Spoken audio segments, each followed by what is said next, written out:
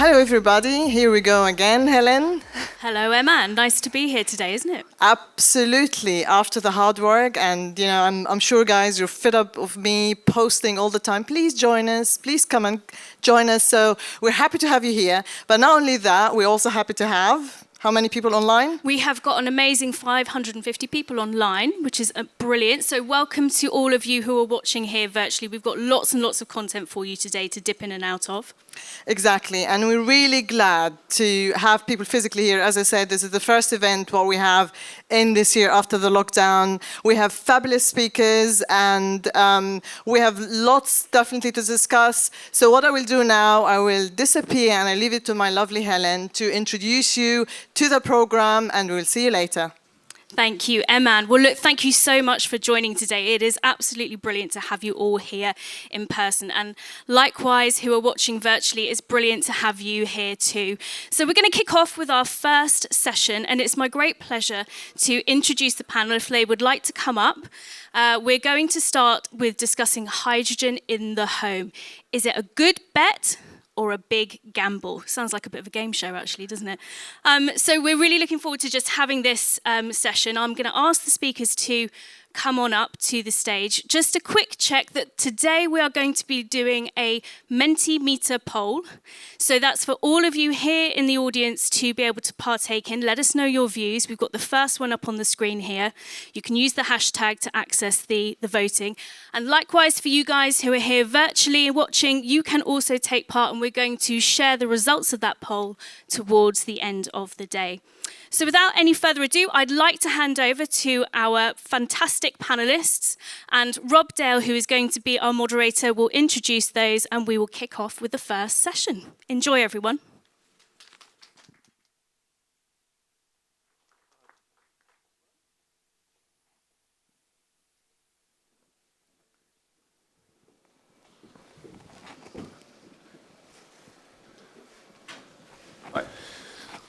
Good morning, everyone, and thank you for joining us for our first session. My name is Rob Dale. I'm going to be chairing the session. I'm joined by Carl.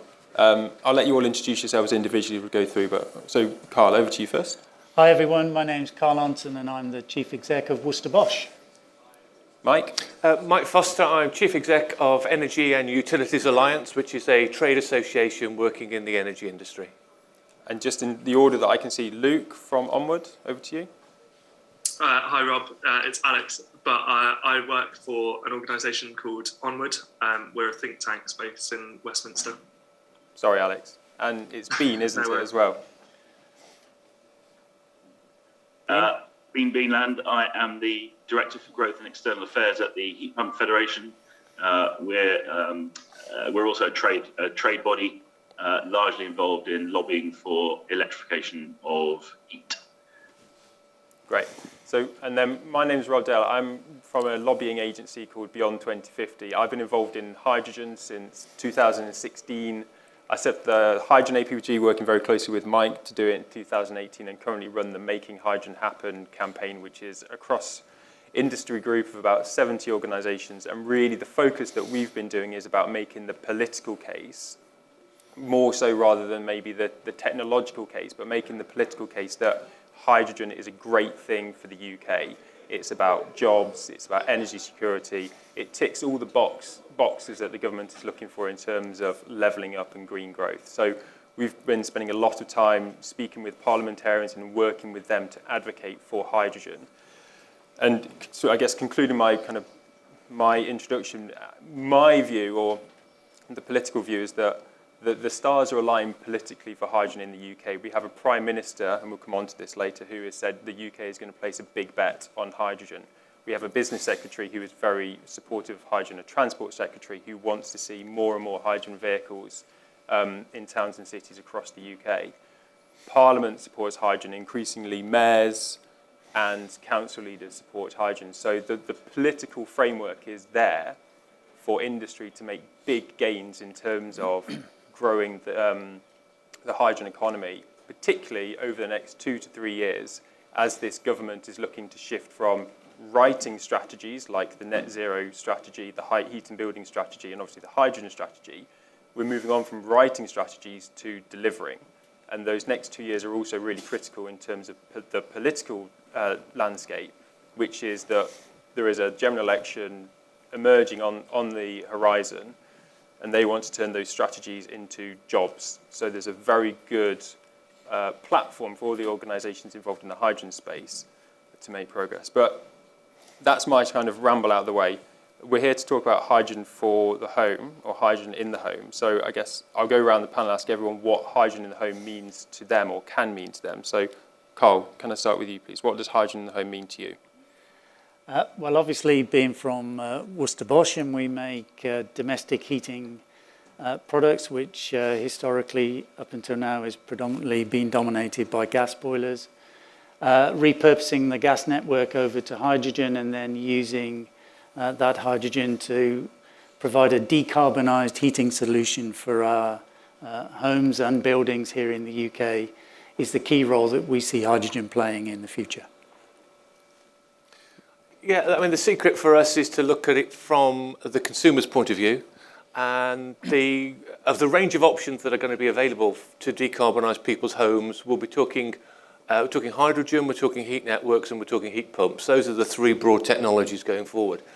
And for us, the one that delivers the least disruption and the least cost is going to be hydrogen in the home. And we think that's the one the consumer will go for. We don't just think it, we've polled on it. They tell us it's the one they will go for. And when the recent Citizens' Assembly met, when all those three options were explained, all three were positively supported as ways forward. But hydrogen was right up there with 80% approval, as that's what they wanted to do and what they thought the future would hold. So it's listening to the consumer, recognising that people don't want to have massive change in the home. They don't want to change their behaviours. They want to have a better experience than they've got now, and they certainly don't want to fork out, as the Prime Minister would say, 10 grand a pop for a change in system. So that's where we think hydrogen is going to be the future. Okay, Alex, I'll go over to you next. And I know Onward have been doing a lot of polling and focus groups of voters as well. So does that align with, does your findings align with what Mike just described? I think there's definitely a sense that consumers don't want a massive change in their house. People do care greatly about their house, and they don't like the idea of the government coming in and telling them how to run it or what changes to make to it. I think there's still challenges with hydrogen as well, from a communications point of view, in that some of the people we spoke to have concerns over the safety. They don't know a great deal about hydrogen, but they've heard that it's more flammable, and there's other issues such as when you burn it on a gas hob, you may not be able to see it burning. So there's challenges there, there's communication challenges, but people are definitely receptive to the idea of a low carbon heating solution that won't require wholesale changes to their house. Okay, Bean, what does hydrogen in the home mean to you? I think at the moment, I would have to say I don't know, because actually I don't think we have enough information available to make a true judgment as to whether or not hydrogen is going to have a strong position for home heating, for achieving 21 degrees in people's homes at some stage in the future. So from my perspective, and I think most of our members would say that they're still very open to understanding what the contribution that hydrogen will make to home heating really is going to be, because we don't yet know when we're going to have genuinely green hydrogen available, and we don't know what it's going to cost. And so I think it's too early to say.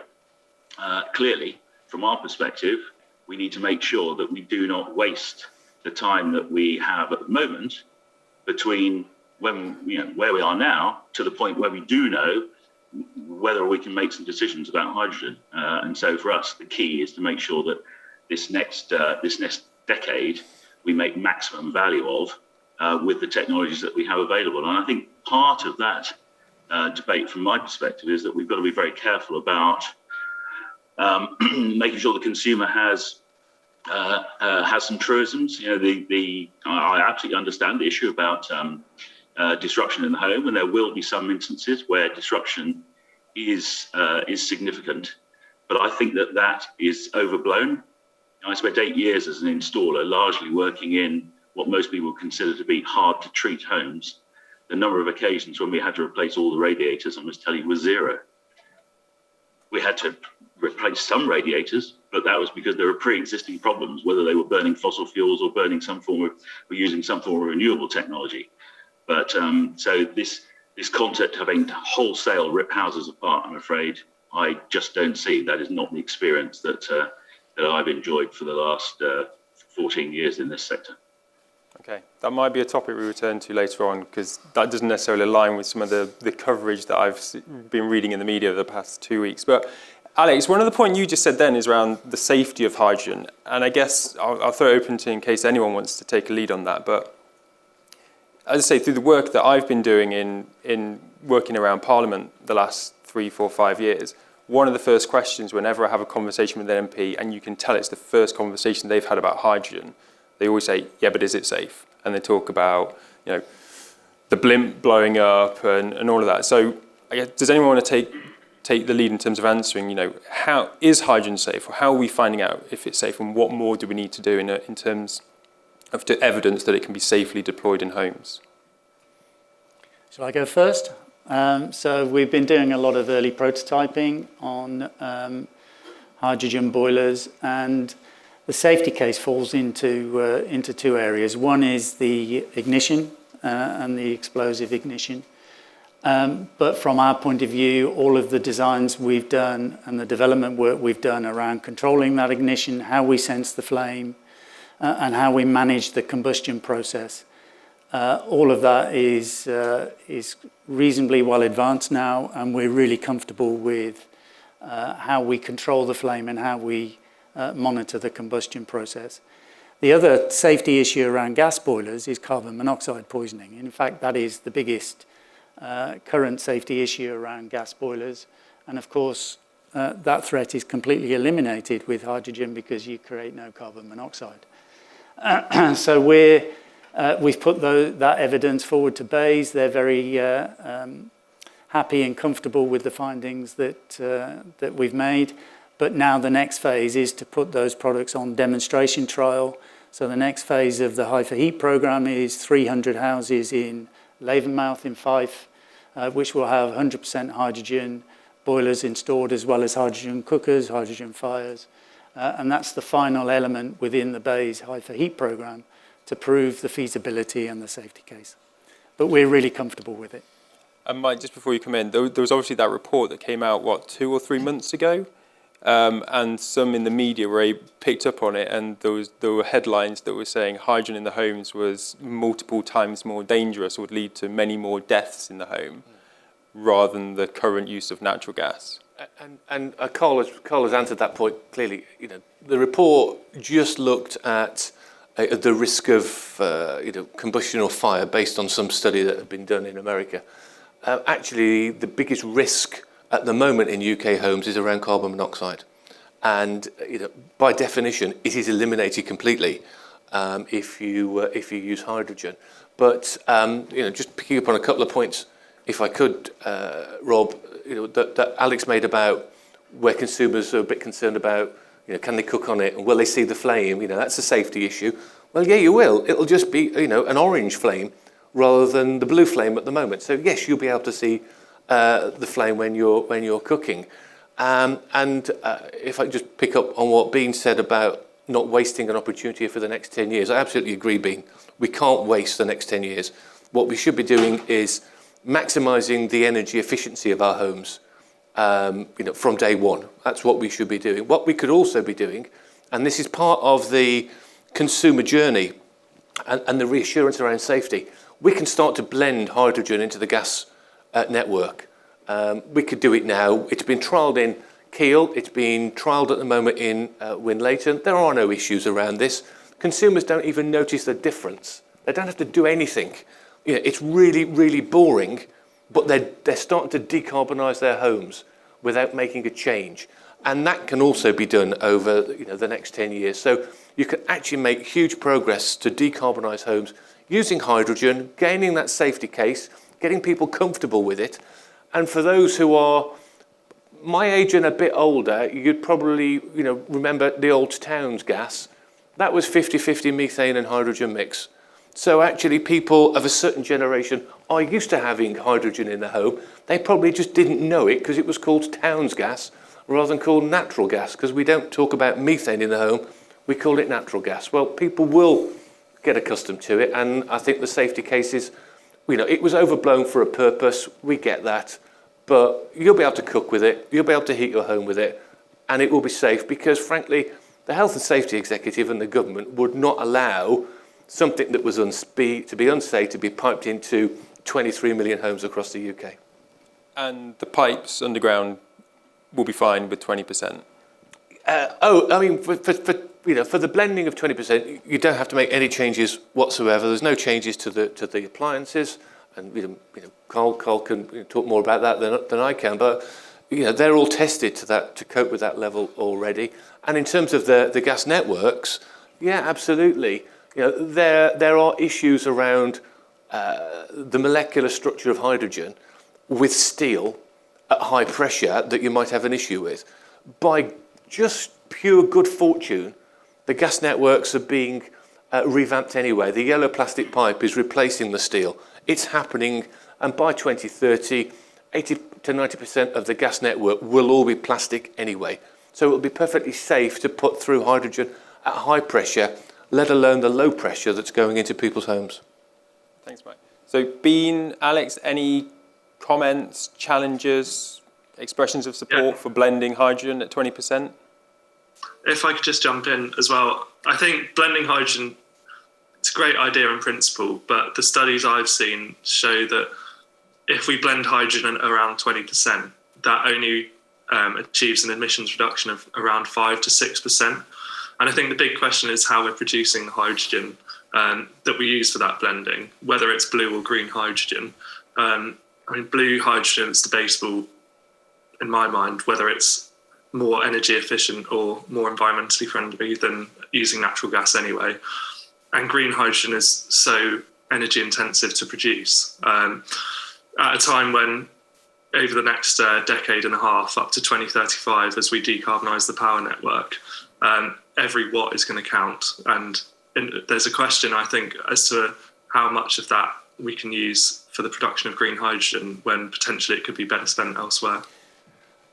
If I can just quickly come back to that 6% figure, because people say, 6%, it's nothing, it's not worth worrying about. Actually, that's the equivalent, if that was done across the whole of the UK, it's the equivalent to taking 2.5 million cars off our roads. And if I put it into heating terms, it's the equivalent of switching 3 million gas boilers to heat pumps. Now, nobody thinks switching 3 million appliances in homes is an insignificant amount, but that's what that 6 to 7% of blending means. But it also means that we develop the supply chain so that we get more people producing affordable green and blue hydrogen into the network. So when people say, it's only 6 or 7%, 3 million heat pumps. Does anybody around this room think 3 million heat pumps is an insignificant number to be put into people's homes? No one. I will come back to that as well, but Bean, before I do, I get the sense that you want to contribute something. Well, clearly you wouldn't expect me to be talking an awful lot about hydrogen because it's not my area of expertise. But I think what we should be concentrating on in the immediacy is firstly not making the scale of the problem bigger. So at the moment, whilst there is still lack of certainty around the hydrogen solution, the concept that we continue to make the potential problem bigger when we don't know what the answer is going to be seems to me to be foolish. And so we should be doing something about new build straight away and changing tack on a new build perspective. And then, of course, we have a huge number of buildings, not only dwellings, buildings, which are off the gas network and will never be touched by hydrogen, whether it's blending or whether it's ultimately 100% hydrogen in the home. And so we have to press ahead hard with those two sectors. And in terms of taking cars off the road, I completely agree with that analogy. And it's one that we use ourselves, Mike, because it's very easy for people to understand that. Very few people can conceive what does it mean when you say you save, a kilogram of CO2. Nobody knows. If we swap out a natural gas boiler for a heat pump operating at around 320% efficiency at the moment, we are effectively taking about 0.75 of one vehicle off the road permanently. And of course, as we continue to decarbonise the grid, that benefit increases. So the heat pump we put in this year will be more carbon efficient next year and more carbon efficient the year after and the year after that, because we are continuing to decarbonise the electricity grid. So for me, it's a question about, the priorities now. I absolutely think we should be pushing ahead with all the development work with respect to hydrogen. So we have options, because we will need hydrogen. I'm completely with Chris Stark. We're going to need lots of both. We're going to need lots of every technology if we're going to be with any chance at all of reaching net zero. So for me, it's not a question of either or. It's both, and it's what we do with those technologies in the short term in order to gain maximum benefit and to keep the scale of the problem as low as we can, not to continue to make it worse. For me, those are the priorities right now for policy. Carl? Yeah, I'd just like to come in at that point to announce that there's now two things I agree with Bean on, which is good progress this morning. So the first is new houses, and I'm 100% with you, Bean. Why we are not fitting new houses or building new houses to zero carbon standards today is completely beyond me. We were due to start building them in 2016. The Chancellor at the time came under huge pressure from the house building lobby, and now we're waiting till 2025 to build zero carbon homes. That's absolutely bonkers. Every house we sell today as a new build has to be refurbished again before 2050. So that's absolutely insane. The second point I agree with you on is this isn't a discussion about is it hydrogen or heat pumps or other technologies. Actually, it's a blend of all of those. And from a manufacturing point of view, from a Worcester BOSCH point of view, we will, and already are, making 4 different technologies available on the market. So we know we're making and moving towards hydrogen and hydrogen-ready boilers. We sell heat pumps. Today, they are available on the market. We sell equipment called heat interface units that go into heat networks. Those are available. We manufacture and sell those today. And the 4th technology, which we're now prototyping, is a hybrid. So a hybrid of a small heat pump fitted with a gas boiler. In the future, we see a big role to play in a transitionary phase for hybrids where you have a small heat pump combined with a hydrogen boiler, and you totally decarbonize the energy system in that home. So 2 points we agree on, Bean. I'm sure there'll be more before the end of today. So thanks for that. I've been given a list of topics for us to discuss, and one of them was to pick up on the point that the PM has said he's going to make a big bet on hydrogen. And I guess just to link that into some of the comments that have been made, Alex, you talked about, watts and decarbonising the grid. And all of that, it makes sense, and I do agree with the view that it's going to be a mixture of technologies. But the reason why I think we are right to, plough ahead with hydrogen and move faster. So one of the comments being said, we should be moving as fast as we can. Well, it seems illogical to me that the government are only looking to do one hydrogen village in one network by the year 25 or 26, whatever it is, Mike. Why are we not doing 4 hydrogen villages in each one of those networks? So each one of the GDNs are installing that technology, testing it in different environments. But hydrogen is more than about watts. Hydrogen never tends to look the best answer on paper, in my view.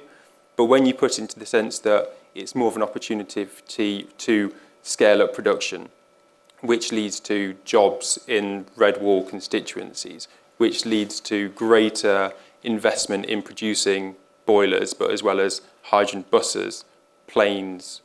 ITM are just about to build the world's 2nd hydrogen electrolyser gigafactory in Sheffield, right next door to the first one. So hydrogen is more, to me, than just a process of decarbonising and reaching net zero. It's actually an opportunity. I think, Bean, you talked about the scale of the problem. Well, to me, hydrogen is about seizing the opportunity for the UK to be genuinely at the forefront of this huge global industry. But pretty much you look across the supply chain, and the UK has an opportunity to lead in the manufacturing all the parts and be very good at producing it. So answering my own question, in terms of what is the PM putting a bet on, that's what it is to me. But it'd be good to hear, am I being too optimistic? Am I wrong? When you hear the PM talk about putting a bet on hydrogen, Carl, I'll go to you first. What does that mean to you? From my perspective, I see hydrogen playing an important role in a future decarbonised energy system here in the UK. And we can debate till the cows come home which sectors will utilise hydrogen first and whether it is then isolated to one or two sectors or spread wider across the whole UK economy. Clearly, we need hydrogen for heavy goods transport. We need hydrogen for the heavy industry sector because you can't electrify the heating of big furnaces. So once we start to build and develop hydrogen into the economy, then we start to find other sources of use for it. And I come back to the whole discussion around heat. We've got a lot of hard-to-heat homes in the UK. We've got millions and millions of Victorian, Georgian houses in our town centres all over the country. And heating those with low-temperature heating solutions is going to be a challenge. Some will definitely be able to be converted over to that. But if you want the most practical, low-cost, easy solution in terms of replacing an existing natural gas boiler with a decarbonised heating system, then swapping out of a natural gas boiler with a hydrogen boiler that fits into exactly the same footprint, and you've got to make no other changes to the system whatsoever, just seems to me the most practical solution for heating those hard-to-heat homes. Right. Alex, I'll go to you next. In the think tank policy wonk world, when you hear the PM standing at the dispatch box saying the UK is going to put a big bet on hydrogen, how do you interpret that? Well, I think it's something we've looked into in the past, and there's definitely a real potential there, and many synergies with the government's levelling up agenda. So some of our research found that 4/5 of hydrogen potential for use in sort of heavy industry would be located in the Midlands, the North and Scotland. And these are the same regions that the PM is targeting with the levelling up agenda. There is a massive potential there to scale up hydrogen for use in industry and create jobs that way. I think the key challenge will be, or the key difficulty I see is that when it comes to hydrogen in homes, I just feel that at the moment there are more pressing uses for hydrogen, which is in those heavy industries. So again, as referenced, to heat up those blast furnaces for steel for use in ammonia production. And the kind of major challenge I see with hydrogen in the home at the moment just comes back to efficiency. So I think the production of green hydrogen is about 60 to 80% efficient, I think. And then once it's burned in a hydrogen boiler, it drops to around 40 to 50%. You compare that to a heat pump with an efficiency of 300%. And that just shows we need 6 times the primary energy if we are to use hydrogen at home on a wide scale. So I think there's definitely some innovation that's required there. But that only to me is more of a reason to press ahead with, as you said, wide-scale trials, ramp up these trials so that we build up, the evidence base for the government to make these decisions and to have a clear idea of where hydrogen fits in the bigger picture of decarbonising homes, and also to develop that innovation at the scale required to make it viable. Bean, I'll come to you next. When you hear the PM talking about making a big bet on hydrogen, what's your interpretation, or what does that mean to you? Well, I think I broadly agree with what Alex has just said. That there's going to be a huge demand for hydrogen for industry and heavy transport. Absolutely no doubt about it. There are sectors where heat pump technology cannot touch. Although we are now up at about 180 degrees in terms of outputs from heat pumps with retained reasonable efficiency. Of course, if you're locally generating, the efficiency becomes less of a factor. So I think that the big bet for me there is in terms of using it for transport, heavy industry, where you do need ultra high temperatures, and will always need ultra high temperatures. And I think the opportunity in terms of manufacturing for either the boilers, the technology, the burners, all the supply chain elements that go with that, That is a huge opportunity for UK PLC. But of course, equally, there's a huge opportunity for us to be building heat pumps in the UK. And we are seeing now some of the major manufacturers beginning to move production into the UK. But I would think I'd put out a more general call here. The UK has lost its way in terms of manufacturing, industrial manufacturing, over the last 50 years. And it is time we got back to a situation where we were heading to try and be more self-sufficient in what we do. We need to bring more manufacturing jobs back onshore in all sorts of ways. And one of the advantages of significant heat pump deployment in horticulture, for example, is that not only have we got the jobs potentially building the kit, and we do have a very strong commercial heat pump manufacturing community over here. We've got the jobs building the kit, we've got the jobs installing it, but actually there is a third strand to this, and that is that by bringing horticulture onshore, so bringing tomato production, pepper production onshore, we're creating a significant number of new jobs, and these are genuine jobs coming onshore to the UK to increase local food production. Takes out carbon mileage, lots of advantages. So I think that we have to look at all these things in the round, look at all the whole panoply of benefits from all of these technologies, and press ahead hard with those solutions that we know work now. And the big one, again, I come back to this, is we don't yet know what the potential of hydrogen is. So making a bet on it is fine, but it is still an unknown. We don't know what the price of green hydrogen is going to be. And Alex is quite right to point out the efficiency of using the same green electricity, so low carbon electricity, to drive a heat pump system, potentially with thermal storage so that we can make use of load shifting and flexibility mechanisms. We just need to be pressing ahead with all of these things. And we need to make sure that we adjust some of the anomalies that are sitting out there that have held us back so far. Things like the social and environmental levies applied to electricity. There's an enormous tax incentive for people to burn gas right now. And that has to be incompatible with everything that we're talking about in terms of the environment. And certainly with what's going on in Glasgow at the moment, the idea that our tax system over here encourages the burning of fossil fuels and dissuades people from using lower carbon options, that surely has to be wrong.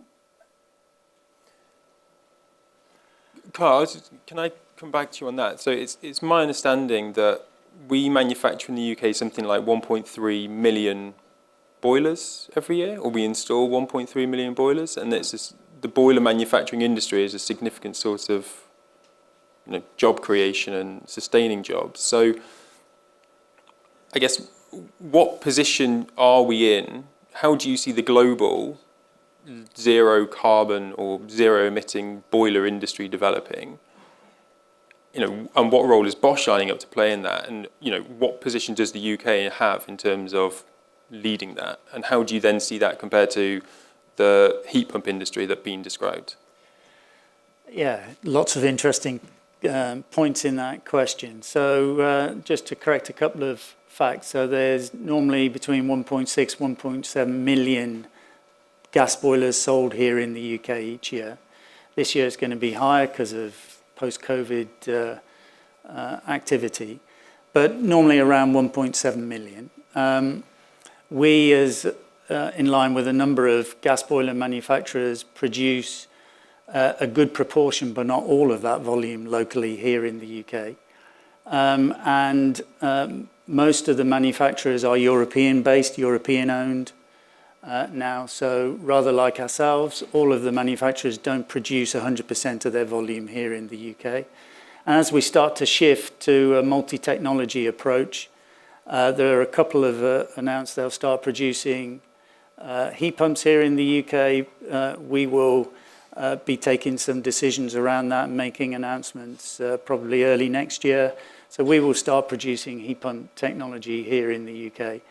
The question then is, and we were talking about this on the way down, what triggers our move to start manufacturing technology locally is local demand. If there's a demand there, we'll satisfy that demand. If the demand becomes sufficient that it justifies the investment in manufacturing locally, we will do that as well. And therefore, there's no question that in the future we'll be manufacturing a number of these technologies. But those already manufacturing heat pumps here in the UK, you then have to investigate the depth of manufacture and what are they actually manufacturing and producing locally. Because in the end, the core engine, if we want to describe it as that of a heat pump, is the outdoor unit, is the compressor. And those are effectively an air conditioning unit or a refrigerator in reverse. They're made in their billions around the world. Most of that core technology is produced in Asia, China, Far East. Will we be producing the core outdoor unit locally in the UK? I doubt it, because we could never produce it as cost effectively as they are in the Far East. Will we be producing the other hydraulic components of a heat pump locally? Then yes, we will.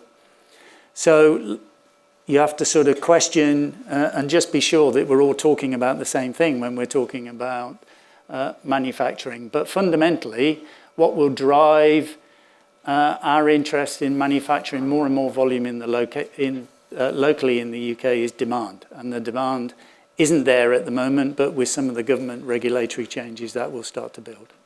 I guess without wanting to kind of press you or pin you to this, but the government have obviously announced 450 million, which is, believe that's going to support the installation of, is it 30,000 or 300,000? Yeah. Looking at that from your point of view, is that going to give you the demand that you need in order to go to your colleagues across the world and say, that's enough demand, we should be investing in more manufacturing in the UK? No, because actually, as you say, that will fund 30,000 installations a year over 3 years. This year, we think about 40,000 heat pumps will be sold and installed here in the UK, maybe a few more. So that's only going to fund virtually the existing market. Might encourage some small growth around that, but we need, when you're talking about manufacturing set up locally, we need to be in the hundreds of thousands, not the tens of thousands. Okay. I'm just going to change the topic a bit. I'm going to put you on the spotlight here a bit, Mike, because Lord Callanan, Tory conference, said, I'm a bit of a sceptic on hydrogen. And he has said publicly, and I know privately to many people since then, that those comments were slightly taken out of context. And the reason he is sceptical or has concerns is not the safety case. He's been to the hydrogen house. He's been interviewed in the media talking about how he was delighted to cook an egg, and he's talked about it in the chamber of the House of Lords. So he doesn't seem to be need to convince that the safety case, although not completely proven, but is looking good and is being strengthened. His challenge is he's not quite sure how that hydrogen is, where that hydrogen is going to be produced, when's it going to be produced. So, Mike, with all your experience, like you talk about hydrogen blending, and Alex quite rightly said, well, where's that hydrogen going to be coming from? So, where is it? Where's the hydrogen going to be produced, particularly in the next 6, 7, 8 years? But by 2030 here in the UK. I mean, it is the question that it's not just on the lips of Lord Callanan and others within government. It's the issue that's being discussed right across the world, because hydrogen is seen not just by the UK, but basically every global partner we have. They're all looking at how do we achieve net zero? How do we comply with whatever's being discussed up in Glasgow at COP26? How do we decarbonise our industry, our homes, our transport? And the one answer that everybody is coming to is hydrogen. So that's why we saw our Prime Minister make his promise of a big bet. Actually, it isn't a very big bet at all. He's talking about 5 gigawatts. That's a bit of a drop in the ocean, frankly, in terms of where we need to be. The EU have got their hydrogen strategy. President Biden has got his hydrogen strategy. The Australians have, the Indians have. The real change that we've seen, geopolitically, if you like, is at the moment we are constrained by the geology of which countries have got oil and gas under their feet. And in the Middle East, they're abundant with it. Yeah, we've got the benefit of North Sea oil and gas, but most countries don't have this ability to generate their own energy. Whereas with hydrogen, if it was going to be done through green hydrogen, through electrolysis, if you've got access to solar and wind, you can suddenly become self-sufficient in your energy needs, but actually you could also be a possible exporter too. So the likes of Spain and Portugal and North Africa are going, hey, we've got plenty of sun and we've got plenty of wind. We can put the two together. We can start creating this energy vector that everybody in the world is looking for. So you talk to the Australians, they're looking not just to produce in-house, they're looking to say, right, let's produce it and then let's export it. Now, yeah, they're probably going to export it to Japan and China because it's closer to deliver it. JCB have signed a deal with them this week. They're going to start importing it. That's just an example of where there will be this global market. But bring it back to the UK. What have we got shed loads of? Wind power. We are, if not the leading, one of the leading countries in terms of offshore wind generation. We are going to need 4 times the amount that we've currently got to deliver the renewable electricity going forward. If we're going to wean ourselves off gas to produce electricity, we've got to have a lot more renewable power. And I suspect Bean will agree with me on that precisely. But when the wind is blowing and you don't need that electricity, actually, those turbines can be generating your hydrogen. That's where you're going to get your green hydrogen from. Yeah, you can get it from solar as well, but we're blessed with the wind. And, we're the northern part of the northern hemisphere. We're not great for solar, but we're damn good for wind. And if we're going to need it for our electricity needs, well, actually, let's use it when it's not needed for electricity to produce hydrogen gas. It's far easier to store, far more economic to store. We've got, what have we got lots of? Well, North Sea oil and gas reserves that are now depleted make great places to store gas, not surprisingly. Well, they're there just above where the wind is being generated. It's a really easy mix to put together to see we can have a long-term energy secure system that's green, that ticks all the net zero boxes, and then let's work out where we best use our hydrogen. And in terms of the volumes, frankly, it's going to be a global market. We can produce our own. What's not to like about that as a future going forward? Thanks. We're going to go to questions from the audience, but I'm just going to give Alex or Bean an opportunity to respond to any of that if they would like to. Alex? Maybe if I could jump in quickly. Yeah, no, I completely agree with Mike that it's perhaps not as big a bet from the government as it could be. Talking about 5 gigawatts of hydrogen, I think that's enough to heat around 3 million homes, something like that. And I mean, the range of potential uses for hydrogen definitely means we should be looking to scale it up as quickly as possible. There will be those times, as he rightly points out, when there is surplus green electricity produced by the grid, which could be used for electrolysis. I think there's still questions to answer as to in what quantities that will be possible and how expensive that green hydrogen will be, and therefore how realistic a prospect it is to use it in the home. We need to do more research into that. We need to do more trials, and we'll have to wait and see because no one at the moment can reliably predict the price of green hydrogen in the future. But he is right to point out that there's a range of potential uses for it, and the goal in the next sort of 10, 15 years should be on driving up production as much as possible within the current grid in order to make sure that when we work out where we can use it best, it's easy to do so. Bean? I funny enough, we had a conversation a bit like this at a previous event last week where there was so much agreement. I think some people were disappointed there was no blood on the carpet. But yes, I absolutely agree with Mike. There are great options for making use of low to zero carbon electricity when it's available from overnight excess wind, for example. But there's going to be a queue for that low carbon electricity. And in the queue, we're going to have electric vehicles, of course. People will be charging their batteries overnight, and that will become a market. We are going to see people who will charge their batteries, and those may be batteries on the wall in the garage, but they're more likely to be the batteries in their vehicles. And if they don't use that electricity themselves, in the middle of the day, when the price is higher, they will release that electricity back into the grid. So they will be using those batteries as a mechanism for trading electricity.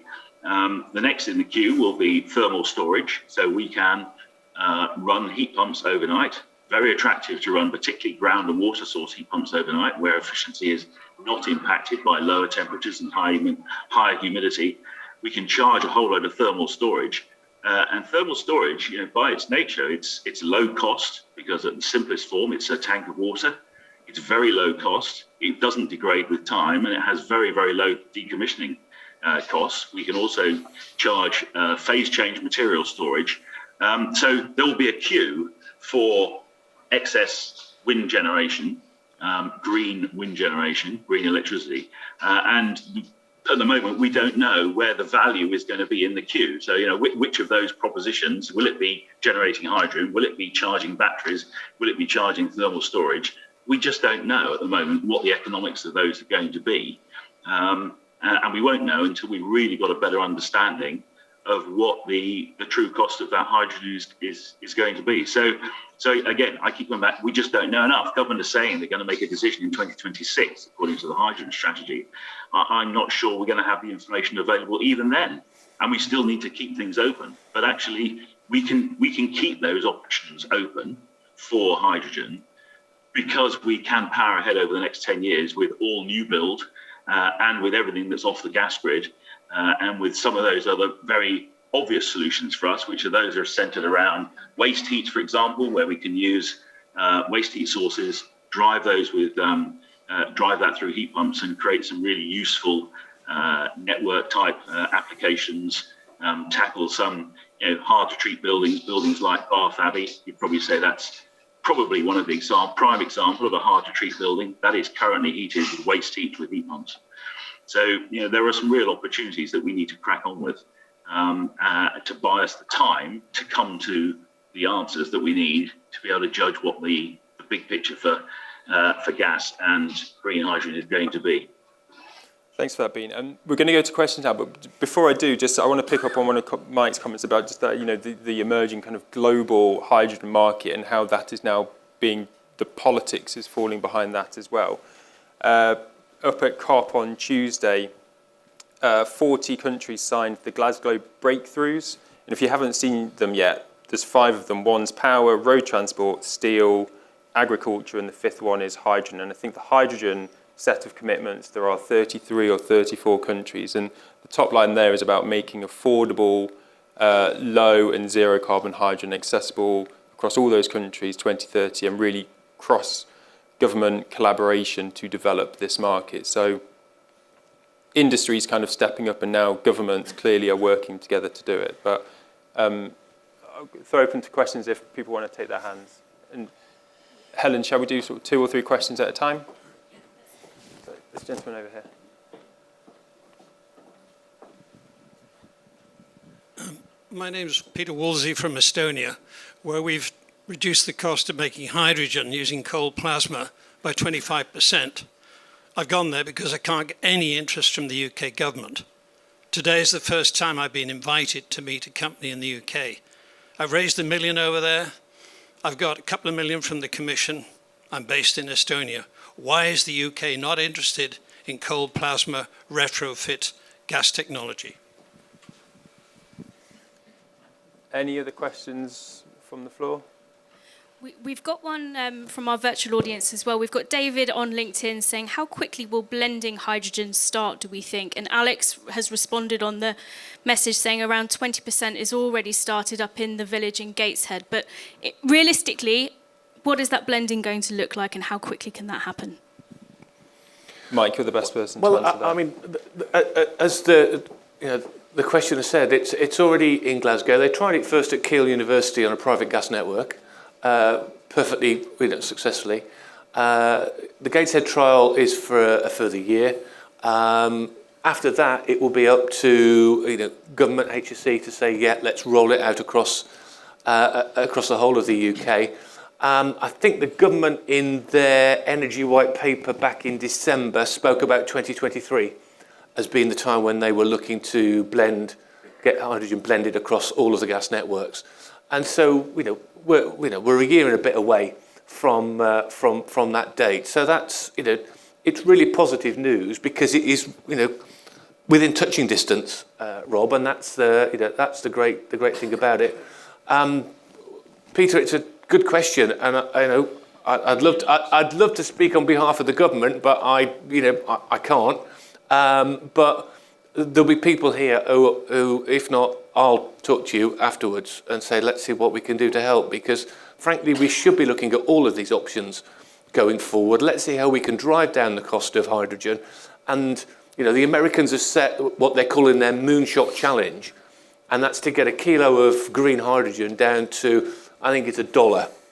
Now that works out about 3 pence a kilowatt in our language. And if you can beat that, people, I suspect, will be biting your arm off. And there's someone over there who's put their hand up, but just is there anyone from Bays in the audience today? Have we got any civil servants from the government? Would you be interested in having a conversation with this gentleman after? Cool. We'll introduce you. Question over there. Hello, everyone. Thanks for the discussion. I'm Tony Smith from Peel. A couple of things. Firstly, we also have a technology developing in the Northwest which is producing about 2 tons of hydrogen, or will be producing 2 tons of hydrogen a day from non-recyclable plastics. So that's it's just really underpinning. There are other technologies apart from A, electrolysis, and B, reformation. The second point and the question I have is we kind of brushed over the role of carbon capture storage in how scale hydrogen can be manufactured. That we've heard from BP this morning about the East Coast cluster, the High Network, which I've been involved with over many years, the Acorn project, the Cavendish project in the Thames, the Swick project in South Wales, the potential for Southampton clusters. These are where scale hydrogen are likely to be produced on a 24/7 basis, which is kind of important if you're feeding a 24/7 world market. So I'd be interested to hear how CCS is viewed by the panel in its importance in creating the market, the scale market, from which we're all on a journey to green. I agree. I might just see, are there any other questions that we can look to bring into the answers to all that? Neil, down here at the front. Neil Schofield, Worcester BOSCH. It's a flippant question, but it's a real one. Is the problem with boilers is that they're just too bloody good? And I have just one final one, actually, from Jose, who is on the YouTube channel. What are the main benefits of replacing natural gas by hydrogen? Okay, I'm not quite sure I remember all of those points, but I'll throw over to our 2 panellists who are joining us virtually. Bean, Alex, is there anything you want to come in there in terms of CCS, the quality of boilers, the benefits? Gentlemen, I think your question is more kind of specific, but hopefully we've got a resolution to it, or blending as well. Alex, you're nodding along. Yeah, perhaps I'll jump in on the CCS point. That's something we've been a huge advocate for at Onward. There's definitely a need now to invest in CCS at scale, because again, like hydrogen, it will have so many applications across so many industries, and there's not a single pathway to net zero that anyone has developed realistically that doesn't rely on CCS to a large degree. And again, the potential for use in producing blue hydrogen is massive. So we need to see more investment in CCS. I think the investment we've seen to date is good and it's encouraging. It's a start, but it's really this next decade which will be absolutely crucial to meeting the demand for CCS that will be there as we move to 2050. One thing I'd love to see would be a replication of the contract for difference model, which we've seen for offshore wind. We're seeing something similar now for hydrogen. I'd love to see that expanded again and a similar model rolled out for CCS. But yeah, to answer his question, it will be huge, and we really need to ramp it up as quickly as possible. Bean? I'm very aware of straying outside my own area of expertise, so I'm not sure I'm the best person to comment on CCS. I would think probably we should be talking more about CCUS and potentially making use of the carbon that we are capturing rather than just looking to store it. And there are plenty of usages for carbon dioxide. We saw recently the problems that meat packaging, for instance, were having when there was a shortage of carbon dioxide. So, if we're going to capture it, actually better to use it and enhance the economic position. But it's going to be all about the economics, isn't it? What are the true economics of all these technologies? And that will then start to determine the hierarchy in which they get used. And the more expensive solutions will go into the higher value propositions where other technologies cannot touch them. And that's what we need to work on, is establish what are the true economics, and not try and then shoehorn solutions in because we have a dogmatic view about them. We need to understand what are the true economics, what are the true benefits for UK PLC as a whole. And I agree, and there'll be export opportunities, and it may be that we can generate lots and lots of genuine green hydrogen, that we can export it at high value and make use of that money in the UK. And we watched Norway do that with their oil and gas, for example. They built up a huge sovereign wealth fund by selling their oil and gas rather than using it themselves. So there are plenty of precedents for doing things differently. And I think the one thing we must not fall into the trap of is saying, we've always done it like this. In terms of boilers, yes, boilers, great. Part of our problem is that we haven't been making very best use of boilers. We've not mandated. We mandated for condensing boilers and forgot to mandate that they had to operate in condensing mode. So this is one of the drivers for the low flow temperature directive, which we're likely to get in building regulations next year. So we've made plenty of mistakes. We will make mistakes, and I think we have to accept that going forwards we are going to make mistakes. But it's the only way to learn. We have to learn by doing. We've got to start deploying these technologies. We've got to deploy lots more heat pumps, lots of heat networks, lots of heat pumps in new build. We absolutely have to roll it out, learn the economics, maximise the opportunities for the country as a whole, we haven't got a minute to waste. Yeah, and that all comes back to the PM's point about placing a bet, and it's not a bet on hydrogen; it's on all the technologies, but learning is going. We've only got 1 minute left, so Carl, if there's anything you want to respond to in those comments, if not, we'll do a quick round the panel in terms of any concluding remarks as well. Just a couple of comments. I agree with the first question. CCUS has to be a transitionary technology. So blue hydrogen is the transition, green hydrogen is the ultimate goal. In terms of our boilers, too good. And Bean and I have had this discussion before, actually, on another forum and another panel. He's absolutely right that most boilers don't operate in full condensing mode for their whole operating life. And the transition to low temperature heating and very well insulated buildings has not been achieved through the move to condensing boiler technology. But what we have done is made boilers very flexible, very convenient. Consumers have not had to adapt their lifestyles to use them. And the switch to condensing boilers has been one of the successes in terms of some level of carbon emission reduction. And as we move over to a future technology profile of hydrogen boilers, as well as heat pumps, as well as other technologies, we do need to also not to forget to improve the insulation performance of our homes, reduce the heat load and heat demand as much as we can, and operate them as efficiently as we can.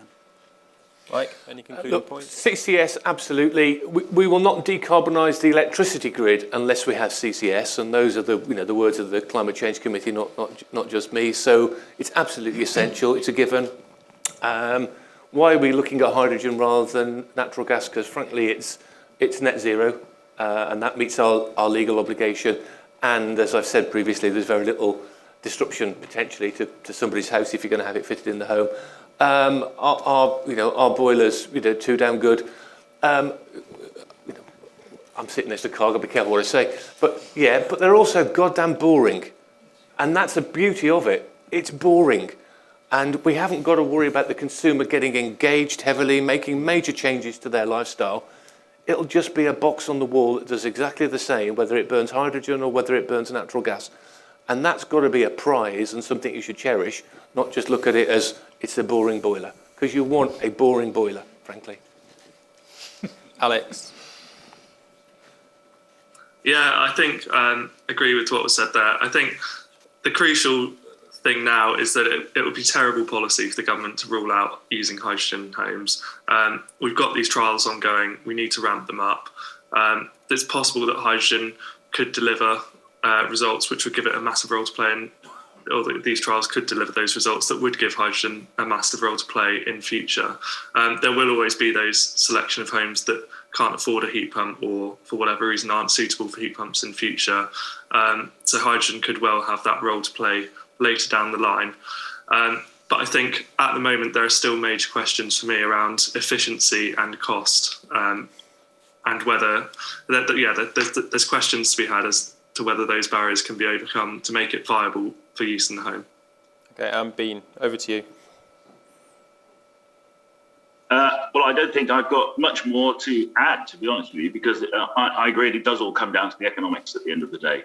And ultimately, the markets will decide. But we do have to support the development of the technologies and on all of the technologies. And right now, from my own organisation's perspective, of course, we have the technology. As I said right at the outset, I think the disruption piece is significantly overblown at the moment. And in terms of capital cost, some of the comparisons being made are disingenuous, where you're trying to compare the replacement of a fossil fuel boiler with the deployment of a whole system based around a heat pump. The true comparison is the cost of replacing the boiler and the cost of ultimately replacing the heat pump once you've got a heat pump system in. Because we've been here before, 60 years ago, people were putting in central heating for the first time. That was disruptive, but people did it because they saw that there were benefits in all sorts of ways in terms of air quality, improvement in the home, not having coal dust everywhere, and all those sorts of things. I remember what my grandparents were about.